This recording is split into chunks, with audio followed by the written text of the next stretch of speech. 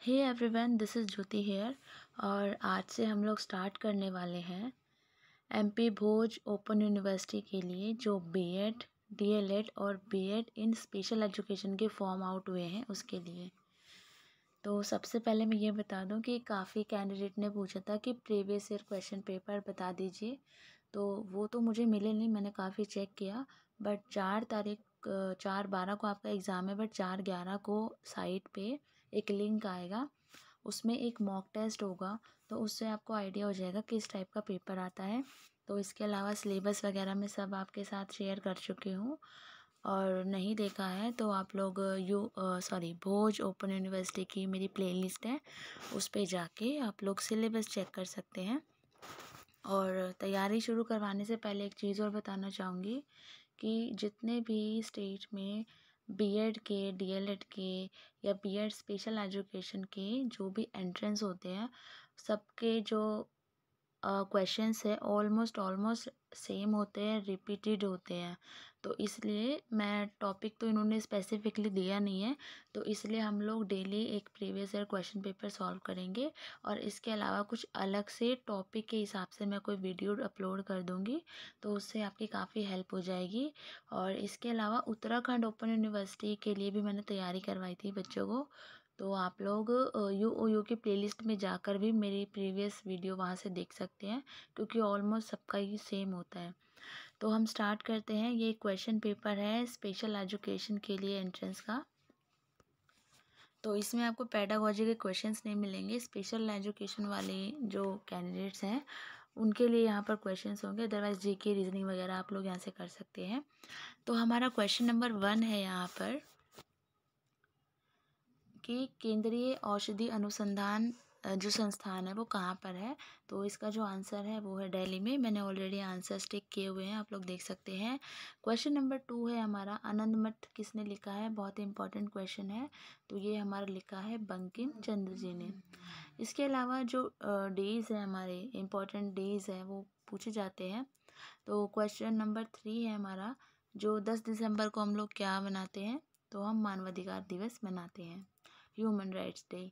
Question number 4 है ये एक जीके का क्वेश्चन, करंट अफेयर्स का क्वेश्चन है उस टाइम का, तो ये इतना मैटर नहीं करता है, बट फिर भी हम लोग देख लेते हैं कि वैश्विक मानक पूंजी सूचकांक 2017 में भारत का स्थान है, तो 103वां स्थान था। तो करंट के भी क्वेश्चन पूछे जाते हैं। इसके अलावा अगर आप एमपी का दे रहे हैं तो एमपी की थोड़ी सी जीके पढ़ लेना, क्या क्या इंपॉर्टेंट है, मैं उसके लिए भी वीडियो अपलोड कर दूंगी एमपी के लिए। क्वेश्चन नंबर 5 है हमारा, यूरिया है। तो यूरिया क्या है, यूरिया एक नाइट्रोजन युक्त कार्बनिक मिश्रण है। क्वेश्चन नंबर 6 है कि कौन सा सुमेलित नहीं है। क्वेश्चन ध्यान से पढ़ना, इन्होंने ये नहीं पूछा कि कौन सा सुमेलित है, इन्होंने पूछा है कि कौन सा सुमेलित नहीं है। तो विटामिन बी रक्तरोधी कारक, विटामिन सी रक्त शोधक कारक, विटामिन डी एंटीलेटिक कारक, तो ये तो गलत हो गया।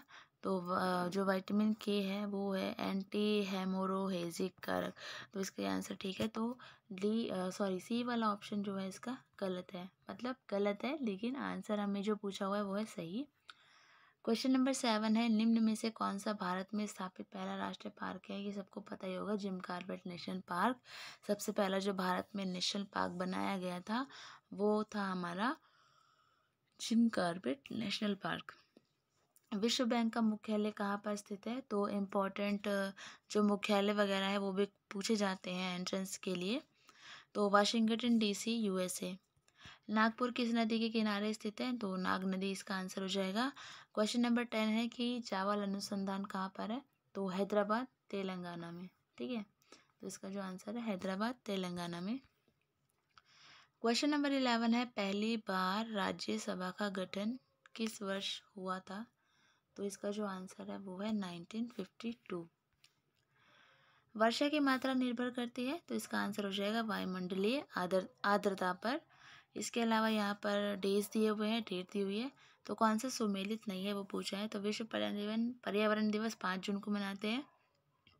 पृथ्वी दिवस 22 अप्रैल को।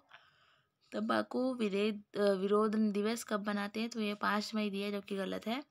ओजोन बनाते हैं हम, ओजोन डे 16 सितंबर को। तो 13 वाले का आप लोग आंसर कमेंट सेक्शन में करना कि तंबाकू विरोध दिवस कब मनाया जाता है, ठीक है, एंटी तंबाकू डे। क्वेश्चन नंबर 14 है, ये बहुत इंपॉर्टेंट क्वेश्चन है, कई बार आ चुका है कि जो भोपाल में जो गैस त्रासदी हुई थी तो वो कौन सी गैस लीकेज की वजह से हुई थी। तो इसका जो आंसर है वो है फर्स्ट, मिथाइल आइसोसाइनेट, ठीक है। 15 है, 1 kg कार्बन के जलने पर कितनी CO2 निर्मित होती है। तो इसका आंसर हो जाएगा 11/3 kg। क्वेश्चन नंबर 16 है, निम्न में से कौन सा ईंधन न्यूनतम वायुमंडलीय प्रदूषण करता है। तो इसका जो आंसर हो जाएगा वो हमारा हो जाएगा ए, यानी कि हाइड्रोजन।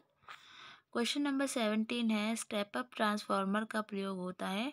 तो इसका आंसर हो जाएगा वोल्टेज को बढ़ाने में।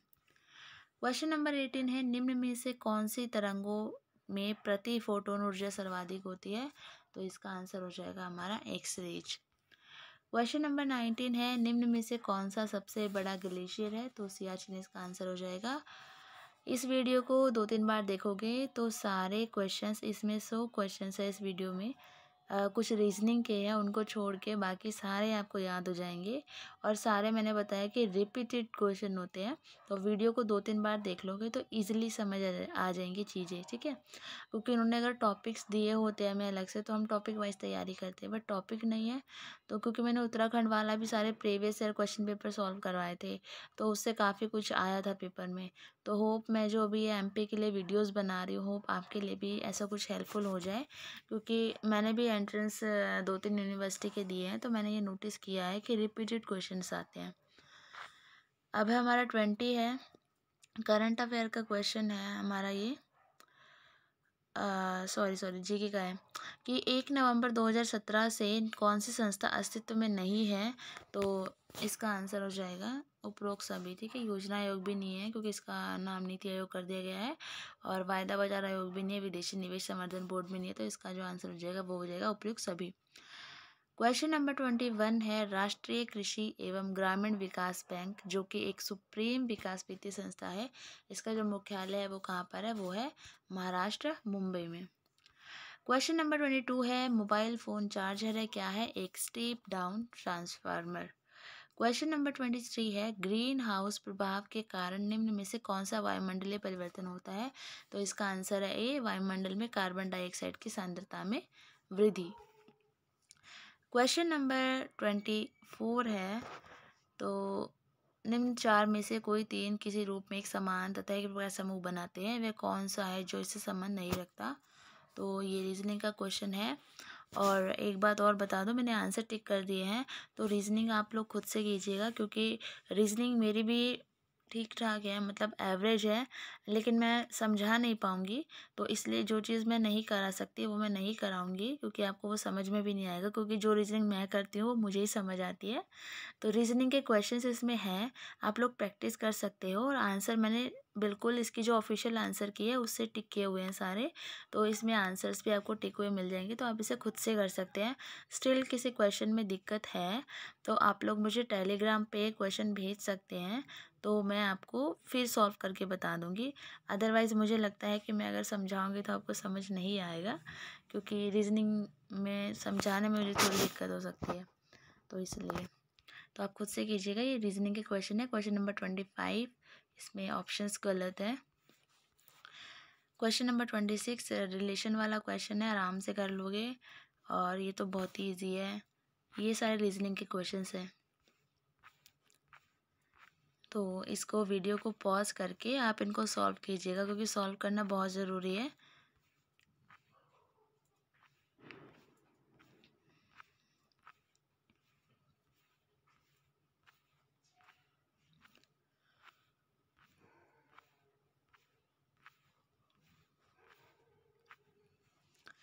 अब हमारे जीके के क्वेश्चन स्टार्ट हो गए।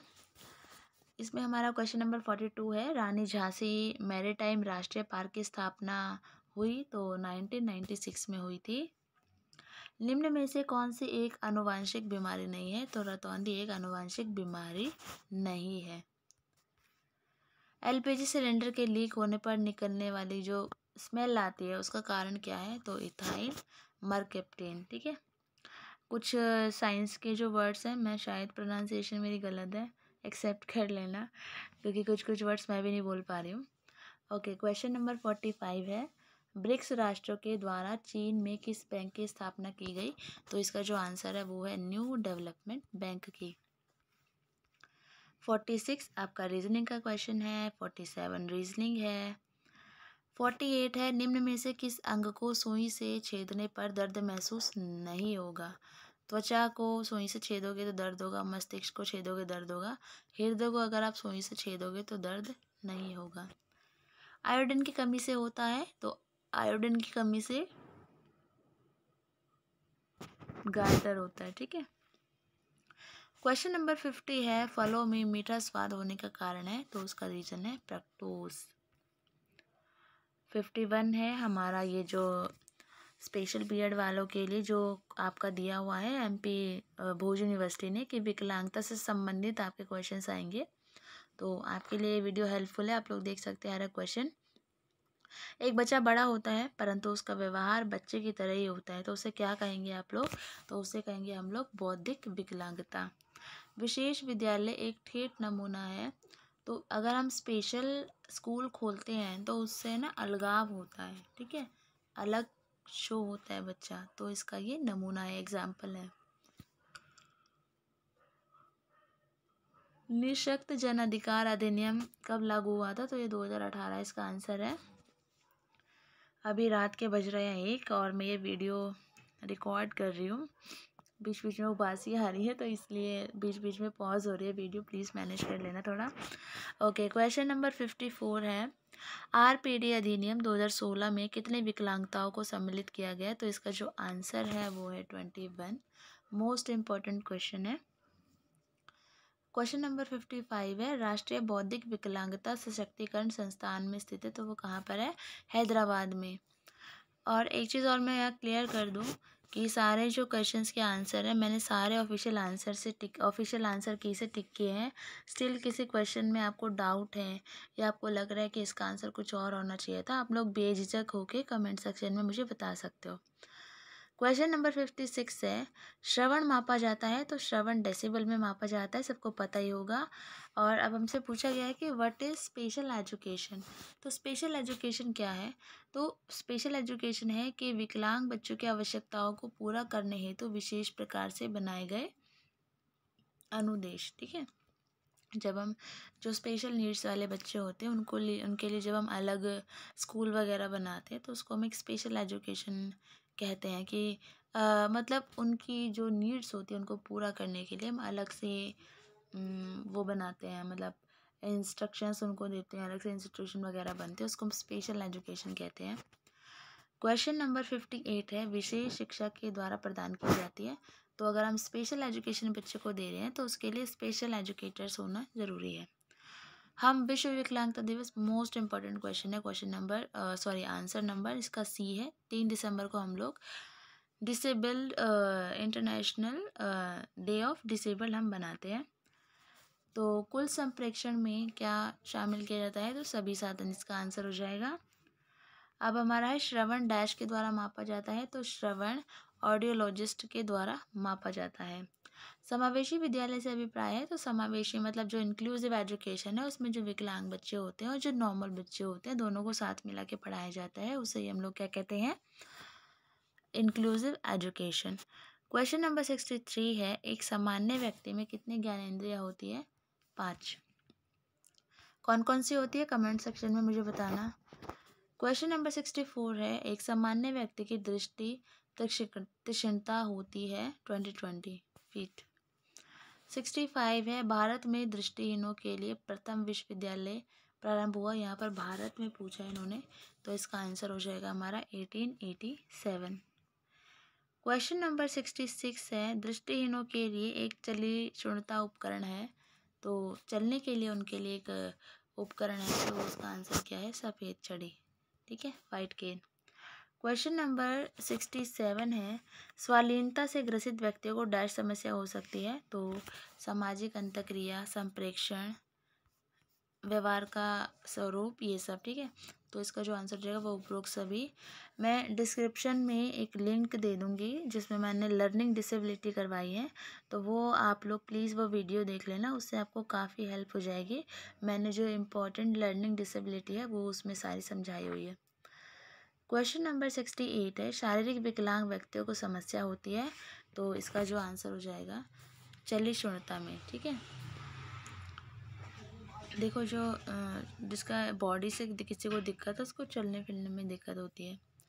क्वेश्चन नंबर 69 है, एक छुपी हुई विकलांगता है, तो बौद्धिक, देखो दृष्टि वाली दिख जाएगी, श्रवण दिख जाएगी, अधिगम, लेकिन जो बौद्धिक विकलांगता होती है वो एक छुपी हुई विकलांगता के रूप में उसको जाना जाता है, क्योंकि जल्दी से सामने आ नहीं पाती है। क्वेश्चन नंबर 70 है, बीएड विशिष्ट शिक्षा कार्यक्रम डैश द्वारा मानकीकृत किया जाता है, तो RCI, ठीक है। अब उसका है 71 विश्व जनसंख्या दिवस। ये इतना पूछते हैं क्वेश्चन, इतना पूछते हैं, इतने सारे एंट्रेंस में आ चुका है, तो 11 जुलाई इसका आंसर है, याद कर लेना। 72 है, a brief history of time, किसने लिखी है? स्टीफन हॉकिंस ने। 73 है, सबसे अधिक स्थिर पारिस्थितिक तंत्र है, तो सागरीय इसका आंसर है। क्वेश्चन नंबर 74 है, भारत का राष्ट्रपति चुना जाता है, तो कैसे चुना जाता है? संसद एवं राज्य विधानसभा के सदस्यों के द्वारा।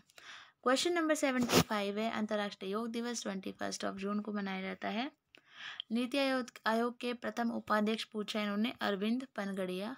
वायुमंडल में नाइट्रोजन गैस का प्रतिशत कितना होता है? तो 78.04। क्वेश्चन नंबर 78 है, पारिस्थितिक तंत्र में ऊर्जा का स्रोत है, तो इसका जो आंसर है उपरोक्त सभी सब होंगे। अब है, निम्नलिखित में से कौन सा द्वितीयक प्रदूषक है? तो द्वितीयक प्रदूषक है हमारा स्मॉग। ध्वनि का वेग अधिकतम है, तो ध्वनि का जो वेग होता है, जो वेलोसिटी ऑफ साउंड होती है, वो मैक्सिमम इस्पात में होती है, आयरन में होती है। क्वेश्चन नंबर 81 है, ग्रीन हाउस प्रभाव क्या है? तो वही है, तो राइज इन ग्लोबल टेम्परेचर, जितना भी हमारे एनवायरनमेंट में गर्मी बढ़ रही है उसे हम ग्रीन हाउस प्रभाव कहते हैं, ठीक है। क्वेश्चन नंबर 82 है, रतौंधी रोग का कारण है, तो रतौंधी ए की कमी से होता है, विटामिन ए की कमी से।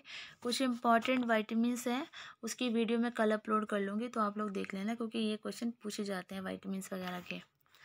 क्वेश्चन नंबर 86 है, हिंदी भाषा की लिपि है, तो देवनागरी इसका आंसर है। हिंदी हमारी राजभाषा है, राष्ट्रभाषा है, स्थानीय बोली है। तो देखो, अगर हम टिक करना चाहें इसे तो राष्ट्रभाषा कर सकते हैं, बट मेनली हम इसे राजभाषा पे ही टिक करेंगे, क्योंकि जो हमारा संविधान में दिया हुआ है 343, उसके अकॉर्डिंग हमारी जो हिंदी है वो एक राजभाषा है, ठीक है। राष्ट्रभाषा भी है, मना नहीं कर रहे हैं, लेकिन उपयुक्त सभी हम लगा नहीं सकते, क्योंकि स्थानीय बोली है नहीं हमारी, ठीक है। तो राजभाषा मतलब राजभाषा उसे, राष्ट्रभाषा जो पूरे राष्ट्र के द्वारा बोली जाती है, समझी जाती है, और राजभाषा वो होती है जिस भाषा में जो ऑफिशियल वर्क होते हैं वो किए जाते हैं, उसको हम राजभाषा बोलते हैं किसी देश की। तो इसका जो आंसर हो जाएगा वो ए। मुझे तो वैसे राष्ट्रभाषा लग रहा था आंसर, बट इन्होंने ऑफिशियल आंसर के में ए दिया हुआ है। आप कमेंट सेक्शन में बताइए इसका आंसर क्या होना चाहिए। क्वेश्चन नंबर 88 है, एक लोकोक्ति पूछिए कि अंधे की लाठी मतलब एकमात्र सहारा, एक ही सहारा है। निम्नलिखित में से कौन सी संख्या, तो ये भाई मैथ के क्वेश्चन है, मैथ देख लेना। मैथ तो मेरा भी हाथ बहुत टाइट है मैथ में, तो मैथ के आंसर मैंने ठीक ठीक राइट टिक किए हैं, तो इसके सॉल्व करके देख लेना आप लोग। और इसके क्वेश्चन आप मुझे भेज भी नहीं सकते, क्योंकि मेरी मैथ तो खुद ही ख़राब है, तो इसलिए आप लोग इसे खुद से सॉल्व कर लेना मैथ्स का। अब है सिनोनिम ऑफ एलोबोरेट, तो एलोबोरेट का जो सिनोनिम है वो हो जाएगा डिटेल। एलोबोरेट मतलब होता है किसी चीज़ को एक्सप्लेन करके बताना, तो डिटेल इसका आंसर हो जाएगा। अब है देहरादून इज एग्जाम्पल ऑफ, तो देहरादून प्रॉपर नाउन का एग्जाम्पल है, वही किसी वस्तु, व्यक्ति, स्थान आदि के नाम को हम संज्ञा कहते हैं। और जब किसी के नाम की बारी आती है, कोई नाम होता है, तो वो हमारा प्रॉपर नाउन होता है। मीनिंग ऑफ इंटेग्रिटी, तो इंटेग्रिटी का मतलब क्या होता है? होलनेस, ठीक है, पूरा, पूर्ण रूप जिसे हम कह सकते हैं। तो ये थी हमारी वीडियो, बीच में से कुछ क्वेश्चंस मिसिंग हैं, PDF ऐसे ही प्रोवाइड करवाया हुआ है ऑफिशियल साइट पे। लाइक यहाँ से मिसिंग है 81 से 82, देन उसके बाद 83, 84, 85 3 क्वेश्चंस गायब है। तो आप लोग ये देख सकते हैं। और प्लीज़ प्लीज़ वीडियो अच्छी लगे हो, आपके लिए हेल्पफुल हो तो लाइक कर देना। और वीडियो भी अगर आप देख लेंगे और रीजनिंग और मैथ के क्वेश्चंस मैं बता रही हूँ वीडियो में सॉल्व कर लेंगे तो काफ़ी आपका पेपर निकलने के चांसेस है, मुझे ऐसा लगता है, क्योंकि मैं पहले भी बता चुकी हूँ कि सारे क्वेश्चंस रिपीटेड होते हैं एंट्रेंस में। तो होप वीडियो हेल्पफुल रहे आपके लिए। और प्लीज़ वीडियो को शेयर कर देना, क्योंकि मुझे इस पे व्यूज़ मिलेंगे ठीक ठाक तो ही मैं नेक्स्ट वीडियो अपलोड करूँगी। अदरवाइज़ तो फिर अब मुझे लगेगा कि आप लोग नहीं रिस्पॉन्स दे रहे हैं, तो फिर मुझे भी मन नहीं होगा ना कि हम इतना लोग देख ही नहीं रहे हैं। तो फिर इसलिए जब मैं तैयारी करवा रही हूँ, मैं मेहनत कर रही हूँ, तो प्लीज़ आप वीडियो को लाइक कर देना और शेयर कर देना आप जो भी ग्रुप वगैरह में जो भी जहाँ भी ऐड हो। और नए हो तो प्लीज़ प्लीज़ सब्सक्राइब कर लेना। And thank you. और कोई भी डाउट हो आप लोग मुझसे कमेंट सेक्शन में पूछ सकते हैं। Thank you.